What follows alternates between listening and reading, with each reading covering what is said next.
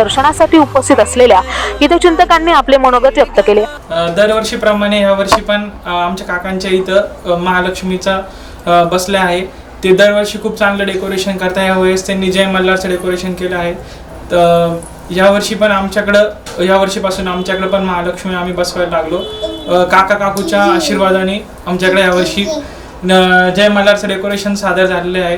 दरवर्षी माझा मोठा भाऊ त्याच्यामध्ये खूप क्रिएटिव्हिटी, तो नवीन नवीन प्रकारचे डेकोरेशन करतो।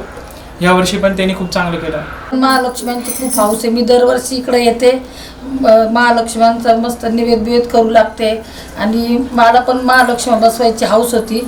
पण मला तर म्हणजे अचानक महालक्ष्मी आमच्या इकडे एका मावशींनी दिल्या आणि त्याच्यामुळे आमच्याकडे पण या वर्षीपासून महालक्ष्म्या सुरू झाल्या आहे आता।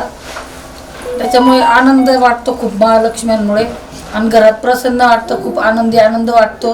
महाले दाम्पत्यांनीही यावेळी गौरी गणपतीचे महत्त्व सांगत आपले मनोगत व्यक्त केले। दरवर्षीप्रमाणे याही वर्षी आमच्याकडे महालक्ष्मी आहेत। गेल्या 26 वर्षापासून महालक्ष्मी बसवतो आम्ही। दरवर्षी नवीन काहीतरी डेकोरेशन करण्याची प्रयत्न करत असतो। ह्या वर्षी जय मल्हारचं डेकोरेशन केलं आहे। हे महाराष्ट्राचा कुलदैवत आहे खंडोबा। हे तयार करण्यासाठी थोडासा प्रयत्न केला आहे।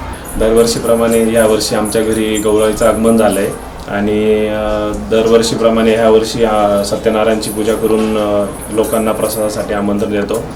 लोकांना आणि घरातलं वातावरण उत्साहित असतं एकदम। महालक्ष्मी 3 दिवस असतात, खूप छान वाटतं। आणि याचप्रमाणे यावर्षी आम्ही डेकोरेशन साजर केलं आहे। आम्ही खंडोबाचं डेकोरेशन साजर केलं आहे आणि आपले कुलदैवत खंडोबा महाराज यांचा जागरण गोंधळाचं एक थीम आम्ही क्रिएट करायचा प्रयत्न केलेला आहे। महाले परिवारातील गौरी गणपतीच्या दर्शनासाठी परिसरातील नागरिक, महिला तसेच हितचिंतक, नातेवाईक मोठ्या संख्येने उपस्थित होते।